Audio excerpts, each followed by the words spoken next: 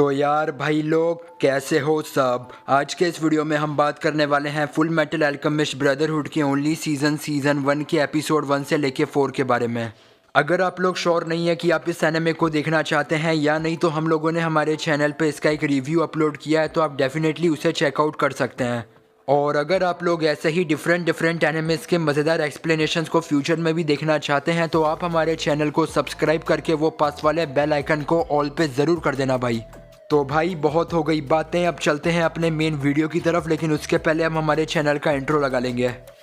Trapped in a nightmare, in my mind everything that I might fear, and I fight to get by, get my mind clear. Everything's picking sides and I'm right here. I'm running from things that I've done in my past, hoping to become someone that can last. Get out of my way, I'm on the attack, got something to say and I'm not holding back. Don't be a little bitch in my way, I'll say it to your face. I'd say it to myself, then I'll put you in your place. And this world is my right, I kill without a trace. Give a fuck what you say, cause it'll go my way. Make a buck for the pain, not enough, I'm insane. Wanna leave a stain on this world, on your brain. You won't ever be the same, grab the wheel, grab the reins. Gotta talk to yourself, scare away all the pain. Video में आगे बढ़ने के पहले मैं आप सभी लोगों को थ्राइव नाम की एक एप्लीकेशन के बारे में बताना चाहूँगा। थ्राइव एक ऐसा इंटेलिजेंट मार्केटिंग प्लेटफॉर्म है जहाँ पे आप बिना किसी एडिशनल कॉस्ट के इजी मनी अर्न कर सकते हो, एंड वो मनी मैक्सिमम बेसिस पे टेंस ऑफ लैक्स के फिगर में भी हो सकती है। मैं पर्सनली भी इसे काफ़ी वक्त से यूज़ कर रहा हूँ, and I can say that this platform is completely secure, क्योंकि अमेजोन ने खुद इसे ऑफिशियली सर्टिफाई किया है। ये प्लेटफॉर्म आपको safe and reliable money making withdrawal provide करता है, एंड गवर्नमेंट इसे खुद सपोर्ट एंड सुपरवाइज करती है। आप जैसे ही यहाँ पे जाके रजिस्टर करते हैं, तो वैसे ही आपके अकाउंट में 100 रुपीज़ क्रेडिट कर दिए जाते हैं, एंड इफ आप अपने अकाउंट को VIP अपग्रेड करते हैं, तब आपको डेली बेसिस पे रोज 50,000 रुपीज़ अर्न करने की अपॉर्चुनिटी मिलती है, जिसे आप जब मर्जी तब विड्रॉ कर सकते हो। आपको यहाँ पे 4 डिफरेंट टास्क दिए जाते हैं, like sharing it with your friends and watching some random video. ऐसे ही आप इस एप्लीकेशन को यूज़ करके डेली बेसिस पे 900 प्लस रुपीज़ काफ़ी आसानी से कमा सकते हो। एंड अगर आप लोग यहाँ पे अपने दोस्तों को क्लाउड वेयरहाउस कैपिटल पूल के लिए इन्वाइट करते हैं, तो आपको यहाँ पे अनलिमिटेड जनरेशन इनकम भी दी जाती है। सो यार, आपको इस एप्लीकेशन से रिलेटेड सारी चीज़ों की इन्फॉर्मेशन नीचे डिस्क्रिप्शन बॉक्स में मिल जाएगी, तो आप वहाँ पे जाके ज़रूर से चेकआउट कर सकते हैं। एपिसोड 1 की शुरुआत में हमें बताया जाता है कि सेंट्रल सिटी में फ्रीजिंग अल्केमिस्ट नाम का एक अल्केमिस्ट खुला घूम रहा है और वहाँ की सेवरल प्लेसेस पे ट्रांसम्यूटेशन सर्कल्स नाम के सर्कल्स को ड्रॉ कर रहा है। असल में ट्रांसम्यूटेशन सर्कल एक तरह का फिगर होता है जिसे ड्रॉ करके एक अल्केमिस्ट अपनी अल्केमी को परफॉर्म कर सकता है। यूजर अपनी इच्छा के अनुसार सर्कल को पहले से ड्रॉ करके रख सकता है या फिर ऑन द स्पॉट ड्रॉ कर सकता है, और उसे ड्रॉ करने के लिए चौक या फिर पेन जैसे किसी भी ऑब्जेक्ट का यूज कर सकता है। फिर हमें दिखाया जाता है कि किंग ब्रैडली नाम का एक बहुत ही हाई रैंक वाला अल्केमिस्ट कर्नल रॉय मस्टैंग नाम के कंपैरेटिवली लोअर रैंक अल्केमिस्ट को ऑर्डर देता है कि उसे फुल मेटल अल्केमिस्ट को भेज के फ्रीजिंग अल्केमिस्ट को पकड़ना होगा। जैसा कि मैंने आपको पहले बताया था, फुल मेटल अल्केमिस्ट हमारी सीरीज का प्रोटैगनिस्ट है जिसका नाम एडवर्ड एल्रिक भी है, और उसका एक दूसरा भाई भी है जिसका नाम है अल्फोंस एल्रिक। जो फ्रीजिंग अल्केमिस्ट है वो असल में एक रन अवे पे है, जिसकी वजह से उसके रास्ते पे जो भी अल्केमिस्ट उसे रोकने के लिए आ रहा है वो उसे जान से मार रहा है, और इसी वजह से फुल मेटल अल्केमिस्ट को उसे रोकना होगा। पहले तो फुल मेटल अल्केमिस्ट जब फ्रीजिंग अल्केमिस्ट को रोकने के लिए जाता है, तो वो वहाँ पे बहुत ही ज़्यादा बैड ऐसी एंट्री लेता है, लेकिन वहाँ पे उसकी हाइट छोटी होने की वजह से उसे कोई फुल मेटल अल्केमिस्ट मानता नहीं, उल्टा उसके भाई को कहते हैं कि वो फुल मेटल अल्केमिस्ट है। इस वजह से जो फुल मेटल अल्केमिस्ट होता है वो वहाँ पे काफ़ी ज़्यादा फ्रस्ट्रेटेड हो जाता है, जिस वजह से जो फ्रीजिंग अल्केमिस्ट है वो वहाँ से एस्केप कर लेता है, लेकिन अल्टीमेटली उसे पकड़ लिया जाता है। लेकिन वहाँ पे जब फुल मेटल अल्केमिस्ट बाकी की अल्केमिस्ट मिलिट्री के साथ मिलकर फ्रीजिंग अल्केमिस्ट को कैप्चर कर लेता है, तो उसके बाद वो सारे लोग अपना गार्ड डाउन कर देते हैं, जिसके बाद जो फ्रीजिंग अल्केमिस्ट है वो एस्केप कर लेता है। फिर ये सब हो जाने के बाद जब फुल मेटल अल्केमिस्ट वापस से रॉय मस्टैंग के पास पहुंचता है, तो वहाँ पे उसे पता चलता है कि जो फ्रीजिंग अल्केमिस्ट है उसका असली नाम आइजैक मैकडूगल है, जो कि फॉर्मर स्टेट अल्केमिस्ट था। असल में जो फ्रीजिंग अल्केमिस्ट है वो किसी इशवॉल वॉर के वक्त सारे अल्केमिस्ट को बिट्रे करके एंटी गवर्नमेंट बन गया था, और फिर मस्टैंग फुल मेटल अल्केमिस्ट को कहता है कि उसे कैसे भी करके उसे पकड़ना होगा। ये सारी बातें हो जाने के बाद उस रूम में कमांडर मेज नाम का एक और अल्केमिस्ट आ जाता है, जो कि हमारे दोनों एल्रिक ब्रदर्स को अपने घर लेके जाएगा, क्योंकि उन दोनों के पास रहने के लिए कोई जगह नहीं है, और वहाँ पे जाके अपनी वाइफ और डॉटर से मिलाएगा। यहाँ पे काफ़ी इधर उधर की बातें होती हैं, but the main point is that जब एल्रिक ब्रदर्स कमांडर मेज के साथ उसके घर जाते हैं, तो वहाँ पे उन्हें रहने के लिए एक जगह मिलेगी और खाने को खाना मिलेगा। इसके बाद हमें वापस से फ्रीजिंग अल्केमिस्ट को दिखाया जाता है, जो कि सेंट्रल सिटी के प्रिजन में जाता है, जहाँ पे वो किमली नाम के एक फेलो अल्केमिस्ट से मिलता है जिसने इशवॉल वॉर के वक्त इसकी तरह सिमिलर क्राइम किया था और वो अरेस्ट कर लिया गया था। यहाँ पे हमें फ्रीजिंग अल्केमिस्ट के रन अवे पे होके क्राइम्स को कमिट करने का रीजन भी पता चलता है। असल में इशवॉल वॉर के वक्त किंग ब्रैडली ने फ्रीजिंग अल्केमिस्ट को लोगों को जान से मारने के बहुत ही खराब ऑर्डर दिए थे, और वो सो कॉल्ड किंग ब्रैडली की औकात जानता है। फ्रीजिंग एल्केमिस्ट किमली से मिलने इसलिए आया था क्योंकि वो जो कुछ भी कर रहा है उसमें वो किमली का साथ चाहता था, लेकिन किमली उसे यहाँ पे साफ मना कर देता है।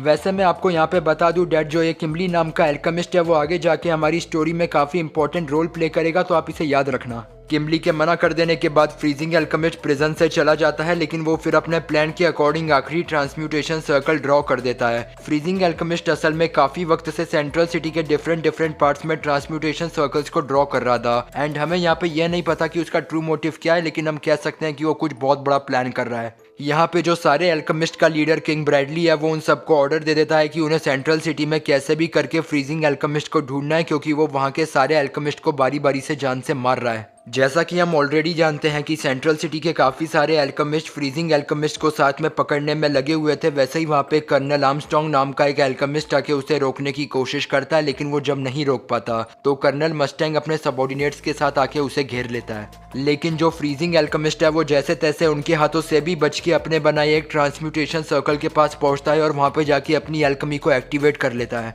यहाँ पे जो एल्रिक ब्रदर्स होते हैं वो फ्रीजिंग एल्केमिस्ट को रोकने के लिए वहाँ पे पहुँचते ज़रूर है, लेकिन वो वहाँ पे सही वक्त पे उसे रोक नहीं पाते। साथ ही साथ यहाँ पे फ्रीजिंग एल्केमिस्ट के पास एक फिलोसोफर स्टोन होता है, जिसकी वजह से वो काफ़ी स्ट्रॉन्ग होता है। वो फिलोसोफर स्टोन फ्रीजिंग एल्केमिस्ट की पार्ट्स को काफ़ी ज़्यादा इंटेंसीफाई कर देता है, जिसके बाद वो सीधा सेंट्रल सिटी के एल्केमिस्ट कमांड सेंटर पे अटैक करने के लिए चले जाता है। यहाँ पे जो एल्रिक ब्रदर्स है वो फ्रीजिंग एल्केमिस्ट को रोकने के चक्कर में उससे फाइट में एंगेज हो जाते हैं, जहाँ पे हमें फाइट के वक्त पता चलता है कि जो एल्रिक ब्रदर्स हैं उन्होंने ह्यूमन ट्रांसम्यूटेशन नाम की एक फॉरबिडन एल्केमी को परफॉर्म किया था। ऐसा करने के बाद एडवर्ड एल्रिक ने अपने left arm and left leg को खो दिया था, और जो अल्फोंस एल्रिक है उसने अपनी कंप्लीट बॉडी को खो दिया था, और उसकी जो सोल है वो एक मेटल आर्मर में ट्रैप हो गई थी। यहाँ पे जो फ्रीजिंग एल्केमिस्ट है वो एल्रिक ब्रदर्स को काफ़ी ज़्यादा प्रोवोक कर देता है, जिस वजह से काफ़ी ज़्यादा गुस्से में वो उस पर अटैक कर देते हैं। यहाँ पे उन दोनों साइड की जो फाइट होती है वो काफ़ी ज़्यादा लंबी चलती है, और पूरी फाइट के बीच में जो फ्रीजिंग एल्केमिस्ट है वो एल्रिक ब्रदर्स को ये चीज़ कन्वे करने की कोशिश करता है कि जो सेंट्रल कमांड है, मतलब कि जो ऑफिशियल ऑर्गेनाइजेशन सारे एल्केमिस्ट को ऑर्डर देती है, वो इनके पूरे नेशन के अगेंस्ट एक कॉन्स्पिरेसी प्लान कर रही है, लेकिन वो लोग उसकी एक बात नहीं सुनते।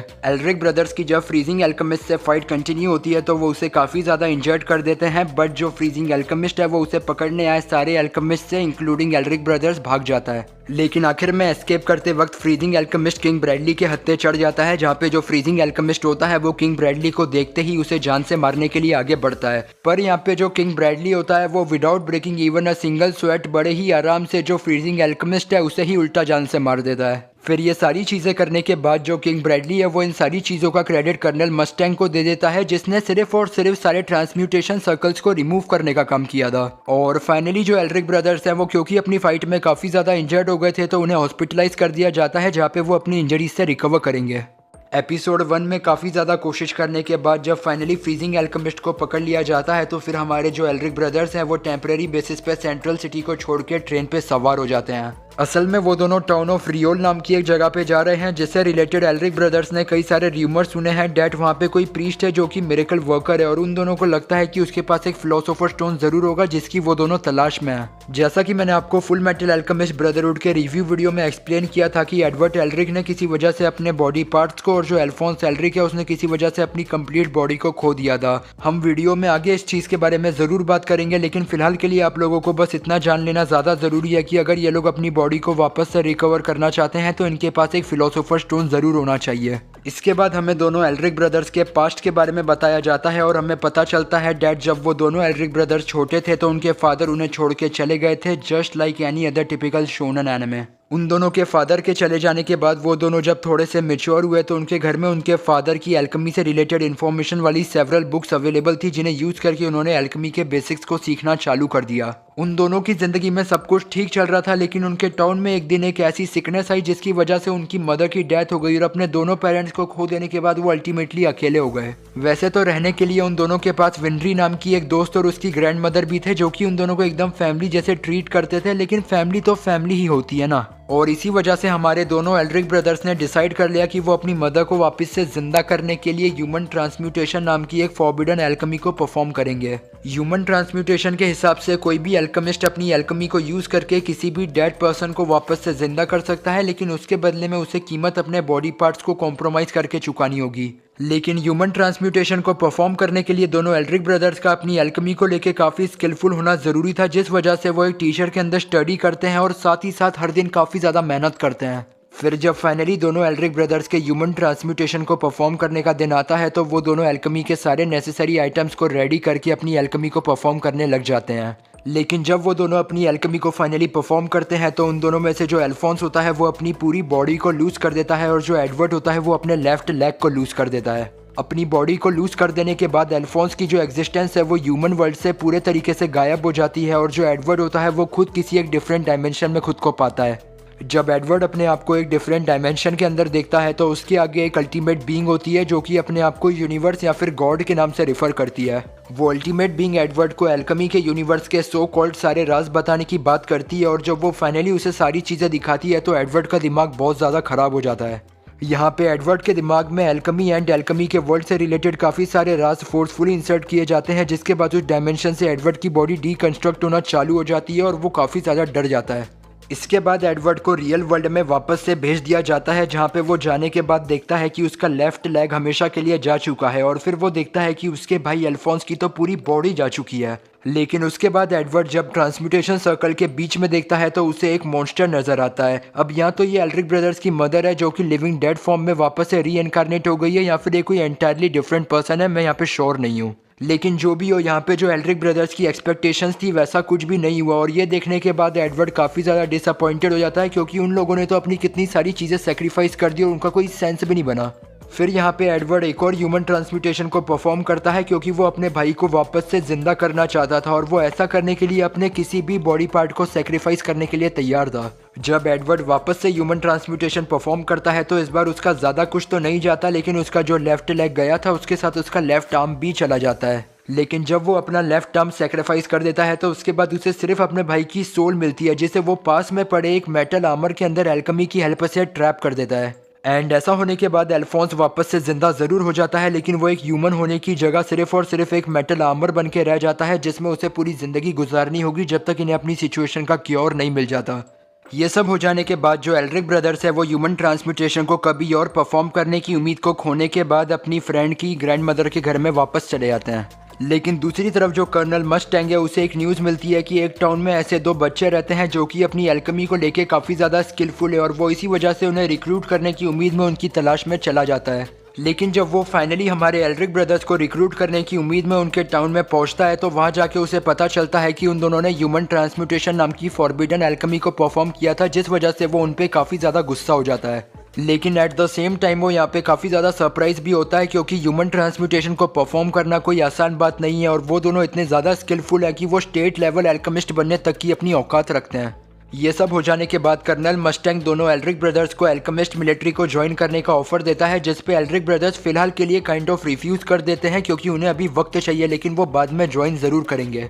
यहाँ पे असल में ह्यूमन ट्रांसम्यूटेशन को परफॉर्म करने के बाद दोनों एल्ड्रिक ब्रदर्स को काफ़ी ज़्यादा रिकवरी टाइम की ज़रूरत है क्योंकि वो काफ़ी ज़्यादा एग्जॉस्ट हो चुके हैं और जो स्पेशली एडवर्ड है उसने तो बहुत ही ज़्यादा डैमेज सस्टेन किया है। जो हमारा फुल मेटल एल्केमिस्ट है वो अपनी रिकवरी के लिए पूरे 1 साल का वक्त लेता है जिस वक्त में उसने जो अपने आर्म एंड लेग्स को लूज किया है उन्हें वो मेटल आर्म्स एंड लेग्स से रिप्लेस कर लेता है एंड अपनी फाइटिंग एबिलिटीज़ को इम्प्रूव करने के लिए बहुत ज़्यादा ट्रेनिंग करता है। एंड ये सब हो जाने के बाद हमारे दोनों एल्ड्रिक ब्रदर्स की जब fighting abilities and alchemy abilities काफ़ी ज़्यादा इंप्रूव हो जाती है और वो दोनों रिकवर भी कर लेते हैं तो उसके बाद वो अल्टीमेटली मिलिट्री को ज्वाइन कर लेते हैं। यहाँ पे जब एडवर्ड ने अपने आर्म्स एंड लेग्स को मेटल आर्म्स एंड लेग्स से रिप्लेस किया तो उसके बाद उसे ट्रांसम्यूटेशन सर्कल बिना ड्रॉ करे एल्केमी को परफॉर्म करने की एबिलिटी मिल गई। वैसे तो अगर कोई भी एल्केमिस्ट अपनी एल्केमी को परफॉर्म करना चाहता है तो उसे इधर अपने किसी बॉडी पार्ट पे या फिर किसी भी स्पेस पे ट्रांसम्यूटेशन सर्कल को ड्रॉ करना होगा एंड ऐसा करने के बाद ही वो अपनी एल्केमी को परफॉर्म कर सकता है। लेकिन हमारा यहाँ पे जो फुल मेटल एल्केमिस्ट है वो अपने बॉडी पार्ट रिप्लेसमेंट के बाद जब चाहे जैसे चाहे अपनी एल्केमी को परफॉर्म कर सकता है और इसी वजह से उसका नाम फुल मेटल एल्केमिस्ट पड़ गया। एपिसोड 3 में अपने पास्ट को डिस्कस करने के बाद हमारे दोनों एल्ड्रिक ब्रदर्स फाइनली अपनी डेस्टिनेशन रियोल नाम के टाउन में पहुंच जाते हैं जहाँ पे उन दोनों को एक फिलोसोफर स्टोन मिलने की उम्मीद है। वहाँ पे पहुँचने के बाद उन दोनों को टाउन के सिटीजन से पता चलता है कि वहाँ पे कॉर्नेलो नाम का एक प्रोस्पेक्ट रहता है जो कि मिरेकल वर्कर है और वो लोगों की इच्छाओं को पूरा करता है और वहाँ के जो लोग हैं वो उसे एक रिलीजियस लीडर जैसा मानते हैं। जो प्रीस्ट कॉर्नेलो है वो टाउन के लोगों के लिए अलग अलग तरीके के मिरेकल्स को परफॉर्म करता है like granting immortality and resurrecting the dead. फिर बाद में जब प्रीस्ट कॉर्नेलो सबके सामने आके अपने मिरेकल्स को परफॉर्म करता है तो दोनों एल्ड्रिक ब्रदर्स इमीडिएटली समझ जाते हैं कि वो एल्केमिकल ट्रांसम्यूटेशन को परफॉर्म कर रहा है। लेकिन उसका जो एल्केमिकल ट्रांसम्यूटेशन को परफॉर्म करने का तरीका है वो एल्केमी के basic law the law of equivalent exchange को डिफाई करता है और इट्स पॉसिबल डेट उसके पास एक फिलोसोफर स्टोन हो जिसकी तलाश में एल्रिक ब्रदर्स इतनी दूर आए हैं। ये सब हो जाने के बाद जब एल्रिक ब्रदर्स प्रीस्ट कॉर्नेलो से मिलने के लिए चर्च में जाते हैं तो वहाँ पे उन्हें रोज नाम की एक बंदी मिलती है जो कि काफ़ी ज़्यादा रिलीजियस होती है। लेकिन बाद में जब एडवर्ड की उससे बात होती है तो वो उसे समझाने की कोशिश करता है कि ये गॉड पे फेथ रखने का कॉन्सेप्ट कुछ होता नहीं है और उसके हिसाब से तो साइंस इज एवरीथिंग। लेकिन यहाँ पे वो रोज नाम की बंदी गॉड एंड रिलीजन के कॉन्सेप्ट पे अंधा विश्वास करती है एंड इस वजह से वो एडवर्ड की आइडियोलॉजी से बिल्कुल भी सेटिस्फाई नहीं होती। फिर ये सब हो जाने के बाद दोनों एल्रिक ब्रदर्स उस बंदी को कह के टाउन के रिलीजियस लीडर प्रीस्ट कॉर्नेलो से अपनी एक मीटिंग को फिक्स करवाने की रिक्वेस्ट करते हैं जिसपे वो बंदी कहती है कि उससे जो भी हो पाएगा वो चीज़ वो ज़रूर करेगी। लेकिन जब दूसरी तरफ प्रीस्ट कॉर्नेलो को पता चलता है कि फुल मेटल एल्केमिस्ट उससे मिलने आया है तो वो ये सस्पेक्ट करता है कि मिलिट्री को पता चल गया होगा कि वो टाउन के लोगों को पागल बना रहा है और उसने फुल मेटल एल्केमिस्ट को एज एन एजेंट भेजा है। ये सारी बातें सोचने के बाद कॉर्नेलो काफ़ी ज़्यादा डर जाता है और वो अपने क्रे नाम के एक सबॉर्डिनेट्स को अपने कुछ और सबॉर्डिनेट्स के साथ फुल मेटल एल्केमिस्ट और उसके भाई को जान से मारने के लिए भेज देता है। लेकिन जब यहाँ पे कॉर्नेलो के सबॉर्डिनेट्स एल्रिक ब्रदर्स को मारने के लिए पहुंचते हैं तो जो एल्रिक ब्रदर्स होते हैं वो उल्टा उनको ही मार देते हैं जिसके बाद प्रीस्ट कॉर्नेलो को खुद उनके सामने आना पड़ता है। ये सब हो जाने के बाद दोनों एल्रिक ब्रदर्स प्रीस्ट कॉर्नेलो को उसके फॉलोअर्स को धोखा देके उनका रिलीजियस लीडर बन जाने का इल्ज़ाम लगाते हैं। वो दोनों कहते हैं कि जो प्रीस्ट कॉर्नेलो है वो अपनी रिंग में लगे रेड कलर के स्टोन को यूज़ करके सारे मिरेकल्स को परफॉर्म करता है जो कि असल में एल्केमी है ना कि कोई मैजिक। इसके रिप्लाई में जो प्रीस्ट कॉर्नेलो होता है वो अपनी इनोसेंस का प्रूफ देने की पूरी कोशिश करता है लेकिन जब वो ऐसा नहीं कर पाता तो वो उसी रोज नाम की बंदी को एडवर्ड को शूट करके जान से मारने का ऑर्डर दे देता है और उसे कहता है कि अगर वो ऐसा करती है तो प्रीस्ट कॉर्नेलो अपनी गॉडली पार्ट्स का यूज करके उसके डेड लवर को वापस से जिंदा कर देगा जो कि बहुत वक्त पहले मर चुका है। रोज की आंखें यहाँ पे प्रीस्ट कॉर्नेलो के मिरेकल्स की पट्टी से कुछ इस कदर बंदी होती हैं कि वो सच्चाई को देख नहीं पाती और सीधा एडवर्ड को गन से शूट कर देती है। लेकिन उसी वक्त जो एल्फोंस है वो अपने भाई को प्रोटेक्ट करने के लिए उस पे आई बुलेट अपने ऊपर ले लेता है जिसके बाद उसके मेटल आर्मर के ऊपर लगा हुआ हेलमेट बाहर उछल के गिर जाता है और वहाँ के जितने भी लोग हैं जब वो उसे देखते हैं तो काफ़ी ज़्यादा शॉक्ड होते हैं। ये सब हो जाने के बाद जब प्रीस्ट कॉर्नेलो के पास कोई और ऑप्शन नहीं बचता तो वो अपने आखिरी ऑप्शन को चूज करके अपने स्टोन से क्रिएट करे एक काइमेरा को एल्रिक ब्रदर्स पे अटैक करने के लिए छोड़ देता है। काइमेरा एक ऐसे ऑर्गेनिज्म को कहते हैं जो कि दो या फिर दो से ज़्यादा इंडिविजुअल ऑर्गेनिजम्स के सेल से तैयार होकर एक अलग सा ऑर्गेनिज्म बना होता है। इसके बारे में ज़्यादा डिटेल अगर आप चाहते हैं तो आप गूगल कर सकते हैं लेकिन जो मैंने इंपॉर्टेंट था वो आपको बता दिया। जब दोनों एल्रिक ब्रदर्स कॉर्नेलो की छोड़ी गई काइमेरा को काफ़ी आसानी से हरा देते हैं और उसके बाद कॉर्नेलो उन दोनों का हाल देखता है तो वो आसानी से समझ जाता है कि उनका ये हाल ह्यूमन ट्रांसम्यूटेशन को फॉल्सली अटेम्प्ट करने से हुआ है। यहाँ पे फुल मेटल एल्केमिस्ट रोज को ये चीज़ समझाने की कोशिश करता है कि उसकी और एल्फोंस की जो हालत हुई है वो भी किसी एक डेड पर्सन को वापस जिंदा करने की कोशिश में हुई है। अगर कोई भी ह्यूमन बीइंग अपने किसी लव्ड वन को खो देता है तो उसके लिए सबसे स्मार्ट डिसीजन यही होगा कि वो अपनी लाइफ के साथ मूव ऑन करे और उस बंदे को हमेशा अपने दिल के अंदर जिंदा रखे। इसके बाद दोनों एल्रिक ब्रदर्स एंड कॉर्नेलो के बीच की फाइट वापस से स्टार्ट हो जाती है जिसमें जो प्रीस्ट कॉर्नेलो होता है वो अपने फिलोसोफर स्टोन को यूज करके एल्रिक ब्रदर्स पे अटैक करने लग जाता है। एंड इसी वजह से जो दोनों एल्रिक ब्रदर्स होते हैं वो रोज को प्रोटेक्ट करने के लिए उसे लेके चर्च के बाहर एस्केप करते हैं और उसके टॉप फ्लोर पे चले जाते हैं। जब दोनों एल्रिक ब्रदर्स रोज को बचाने के लिए चर्च से एस्केप करते हैं तो उसके बाद वो रोज को डिटेल में बताते हैं कि एक वक्त उन्होंने ह्यूमन ट्रांसम्यूटेशन को परफॉर्म करके किसी डेड पर्सन को जिंदा करने की कोशिश करी थी बट एज अ रिजल्ट वो डेड पर्सन तो जिंदा नहीं हुआ बल्कि उन्होंने एक मॉन्स्टर को क्रिएट कर दिया। वो दोनों उसे समझाने की कोशिश करते हैं कि किसी भी डेड पर्सन को वापस जिंदा करने की कोशिश करना समझदारी वाला फैसला नहीं है क्योंकि ऐसा किया ही नहीं जा सकता। लेकिन उन दोनों के इतने समझाने के बाद भी रोज उनकी बात नहीं मानती और कहती है कि कॉर्नेलो उसके लवर को जरूर जिंदा करेगा। ये सब हो जाने के बाद फुल मेटल एल्केमिस्ट कॉर्नेलो से अकेले फाइट करने चले जाता है लेकिन फाइट के पहले वो उससे पूछता है कि उसे टाउन की जनता का ट्रस्ट बिट्रे करके फेक रिलीजियस सेंटीमेंट्स को पैदा करने की क्या जरूरत थी जबकि उसके पास तो एक फिलोसोफर स्टोन है जिसे यूज करके वो जो चाहे वो कर सकता है। इसके रिप्लाई में जो कॉर्नेलो है वो कहता है कि उसका जो एक्चुअल प्लान है वो एल्रिक ब्रदर्स की सोच से काफी ऊपर है और वो लोगों के अंदर फेक रिलीजियस सेंटीमेंट्स को पैदा करके एक ऐसी आर्मी क्रिएट करना चाहता है जिसे मौत का भी खौफ ना हो।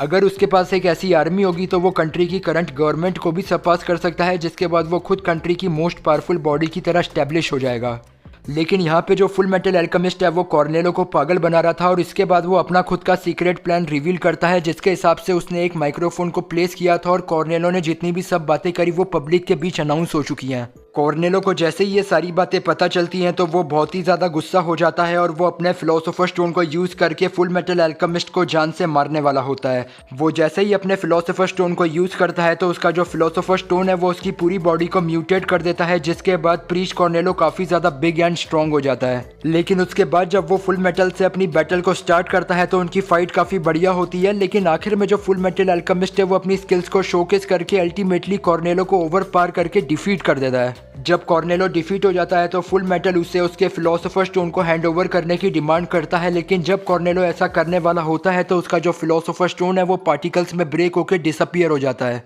एंड जैसे ही कॉर्नेलो का फिलोसोफर स्टोन डिसअपियर होता है तो दोनों एल्रिक ब्रदर्स ये कंक्लूड करते हैं कि उसके पास जो फिलोसोफर स्टोन था वो फेक था, लेकिन फेक होने के बावजूद भी वो इतना ज़्यादा स्ट्रॉन्ग था। लेकिन ये सब हो जाने के बाद जब हमारे दोनों एल्रिक ब्रदर्स साथ में खड़े होते हैं और टाउन को एस्केप करने वाले होते हैं तो वहाँ पे रोज अपीयर होती है और दोनों एल्रिक ब्रदर्स को गन पॉइंट पे रख के कहती है कि उनके पास जो फिलोसोफर स्टोन है वो उसे दे दें, क्योंकि रोज को लगता है कि जो एल्रिक ब्रदर्स हैं वो सारी जनता को झूठ बोल रहे हैं और उसे बिल्कुल भी भरोसा नहीं है कि जो फिलोसोफर स्टोन है वो असल में डिस्ट्रॉय हो चुका है। लेकिन यहाँ पे फुल मेटल रोज को साफ कह देता है कि जो फिलोसोफर स्टोन है वो हकीकत में डिस्ट्रॉय हो चुका है और रोज जितनी भी कोशिश कर ले वो किसी डेड पर्सन को वापस जिंदा नहीं कर सकती। फुल मेटल की ये बात कहने के बाद रोज की सारी उम्मीदें टूट जाती हैं और वो सिर्फ उससे यही सवाल करती है कि वो अपनी आगे की जिंदगी कैसे गुजारेगी, जबकि उसके पास उसके लव्ड वन को वापस जिंदा करने का आखिरी ऑप्शन भी अब नहीं बचा। तो इसके रिप्लाई में फुल मेटल उसे कहता है कि इस चीज़ का जवाब तो उसे खुद ही ढूंढना होगा, क्योंकि ये आखिर में उसकी खुद की ज़िंदगी है। वो चाहे तो पूरी ज़िंदगी अपने अतीत के पछतावे में बिता सकती है या फिर एक नई ज़िंदगी की शुरुआत कर सकती है।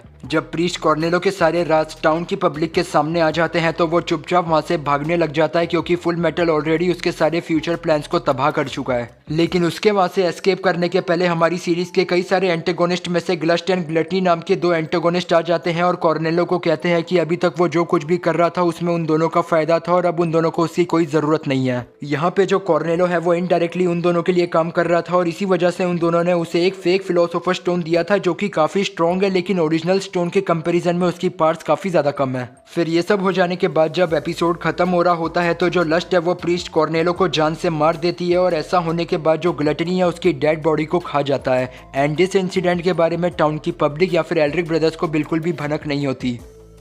एपिसोड 4 की शुरुआत में हमें वापस से सेंट्रल सिटी को दिखाया जाता है, जहाँ पे एक बहुत ही ज़्यादा पावरफुल अननोन पर्सन जिसके फेस पे एक अजीब सा स्कार बना होता है, वो फुल मेटल के अलावा एक और जो ब्रिगेडियर जनरल नाम का स्टेट एल्केमिस्ट होता है उस पर अटैक कर देता है जब वो नाइट वॉक के लिए निकला होता है। इसके बाद हमें फिर ईस्ट सिटी का सीन दिखाया जाता है, जहाँ पे दोनों एल्रिक ब्रदर्स कर्नल मस्टैंग से मिलते हैं और उसे प्रीस्ट कॉर्नेलो के किए गए सारे कांड के बारे में बताते हैं। वो कहते हैं कि कॉर्नेलो के पास कोई फिलोसोफर स्टोन तक नहीं था और ना ही तो उसे कोई एल्केमी का यूज करना आता था, लेकिन वो फिर भी एक फेक फिलोसोफर स्टोन का यूज करके काइमेरास को क्रिएट कर रहा था। लेकिन जो भी हो, ये सब होने के बाद वो अपनी मंजिल के एक कदम और करीब आ गए हैं और उन्हें लगता है कि अगर वो अपनी तलाश ऐसे ही कंटिन्यू करते हैं तो उन्हें जल्दी अपनी बॉडी को रिस्टोर करने का तरीका भी मिल जाएगा। जब कर्नल मस्टैंग दोनों एल्रिक ब्रदर्स की ये सारी बातें सुनते हैं तो उसके बाद वो उसे एक टकर नाम के स्टेट एल्केमिस्ट के पास ले जाते हैं जो कि काइमेरिक एल्केमी में स्पेशलाइज्ड है और उसका जो नोटेबल वर्क है वो है 2 साल पहले एक बात करने वाली काइमेरा को क्रिएट करना। टकर ने एक बात करने वाली काइमेरा को क्रिएट तो कर दिया था, लेकिन उसने जिंदा होने के बाद सिर्फ इतना ही कहा था कि I want to die, and ऐसा कहने के बाद वो कुछ दिन बाद सही में मर गई थी।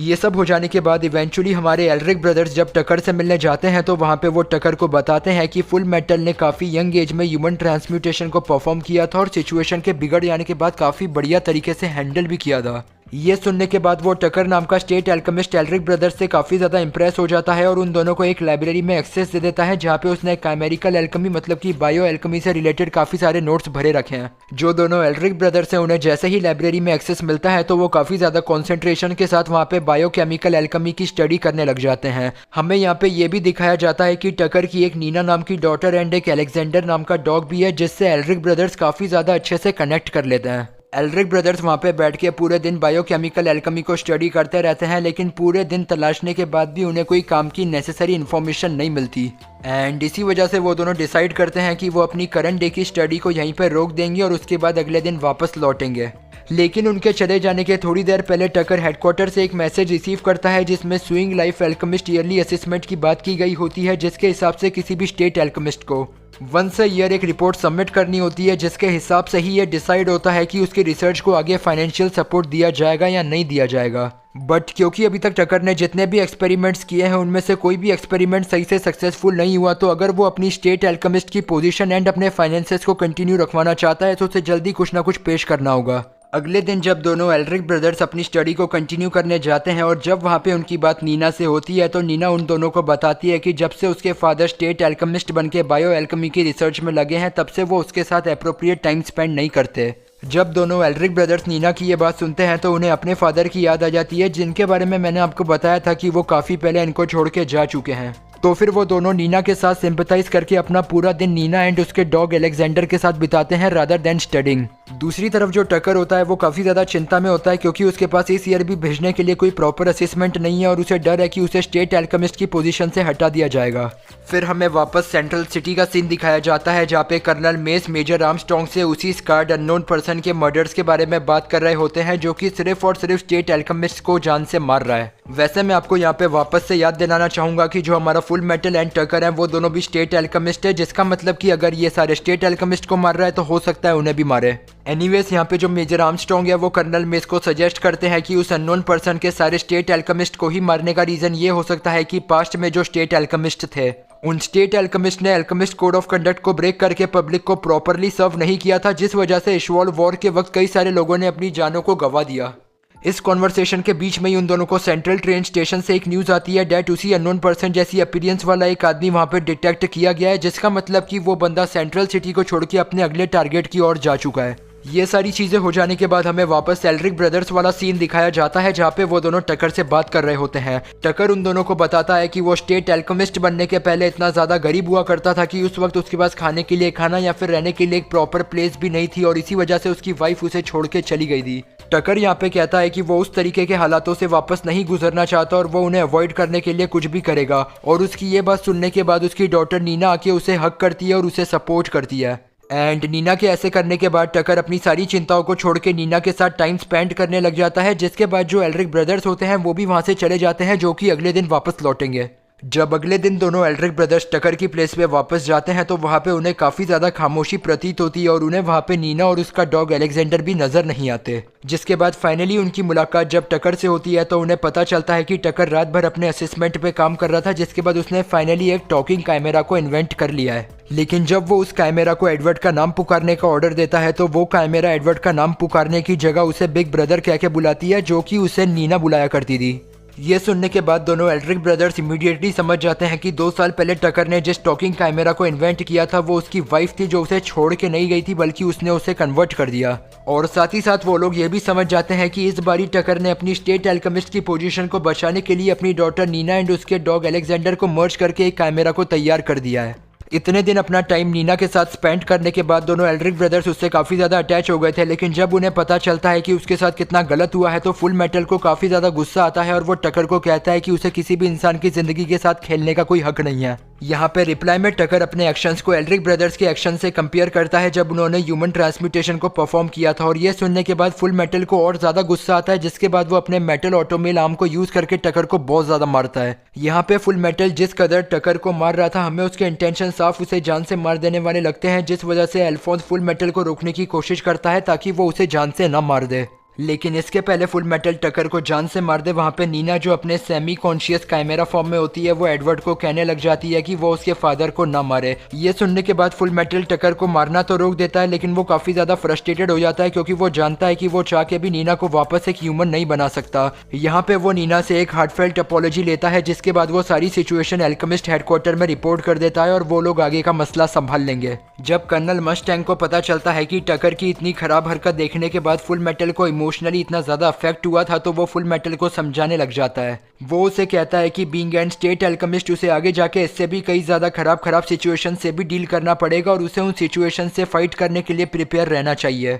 अगर वो ऐसी बातों को अपने इमोशंस पे हावी हो जाने देगा तो वो कभी भी आगे जाके अपना गोल अचीव नहीं कर पाएगा, और अगर वो सही में अपना गोल अचीव करना चाहता है तो उसे स्ट्रांग होना होगा। जो एल्ड्रिक ब्रदर्स होते हैं वो तो अपने हेडक्वार्टर्स में वापस चले जाते हैं, लेकिन जो टकर होता है उसे फिलहाल के लिए सिर्फ हाउस अरेस्ट पे रखा गया होता है, जिसे थोड़े वक्त बाद इवेंचुअली प्रिजन भी पहुंचा दिया जाएगा। लेकिन उसी वक्त वो स्कारफेस वाला अननोन बंदा टकर के घर में आ जाता है और सबसे पहले वो उसे गार्ड कर रहे एल्केमिस्ट को जान से मार देता है, जिसके बाद क्योंकि टकर एक स्टेट एल्केमिस्ट है तो उसे भी अपनी जान गंवानी पड़ती है। वैसे हमें यहाँ पे दिखाया जाता है कि वो स्कारफेस वाला बंदा दिल से बुरा नहीं है, क्योंकि वो नीना एंड अलेक्जेंडर के कैमेरा फॉर्म को नहीं मारना चाहता था, लेकिन जब वो देखता है कि वो कितनी ज़्यादा सफरिंग में है तो वो ऐसा मर्सी एक्ट उन्हें भी जान से मार देता है ताकि वो उनकी सफरिंग ख़त्म कर सके। तो बस यार भाई, आज के इस एक्सप्लेनेशन वीडियो को हम यहीं पे समाप्त कर देंगे, जिसके बाद फुल मेटल अल्केमिस्ट ब्रदरहुड के एपिसोड 1 से लेके 4 को हम कवर कर चुके हैं, और जो इसके रेस्ट ऑफ द एपिसोड्स हैं वो फ्यूचर में आते रहेंगे। अगर आपको ये वीडियो पसंद आया तो आप इस वीडियो को लाइक करो, अपने जैसे और एनिमे फैंस के साथ शेयर करो। अगर आप लोगों ने अभी तक हमारे यूट्यूब चैनल को सब्सक्राइब नहीं करा है तो चैनल को सब्सक्राइब करके वो पास वाले बेल आइकन को ऑल पे जरूर कर देना भाई। अगर आप लोग हमसे पर्सनली कनेक्ट करना चाहते हैं तो आप हमारे इंस्टाग्राम हैंडल को फॉलो कर सकते हैं एंड हमारे डिस्कॉर्ड सर्वर को ज्वाइन कर सकते हैं। एंड फाइनली, अगर आप लोग हमारे चैनल को फाइनेंशियली सपोर्ट करना चाहते हैं तो आप लोग हमारे चैनल को ज्वाइन करके एक स्पेशल मेंबर बन सकते हैं एंड कुछ एडिशनल बेनिफिट्स पा सकते हैं। तो हम मिलते हैं हमारी अगली वीडियो में, तब तक के लिए बाय। हंसता मैं इन पे नहीं लिखी दास्तान, बातें रखे दिल में, देखी है बड़ी फिल्म शामिल नहीं होता इनमें, या कलाकारी जुर्म है, ये हुनर मेरा इल्म है, जालिमों के लिए जुल्म ये खोलूंगा इनका सिर में, नशा जो मेरी स्किल में वो नशा नहीं है बिल में, निकलता नहीं मैं दिल में, लोग आ जाते हैं मिलने, नहीं देखी मैंने किरने ये फूल फिर भी खिलने, बेखौफ लगे डर नहीं, स्टिल रैपिंग जी साइड लगे कोई पर नहीं, कमिंग फ्रॉम द स्ट्रीट्स ए छोड़ा अपना घर नहीं, हम्बल ताकि सीख पाए सर पे मेरे चढ़ नहीं।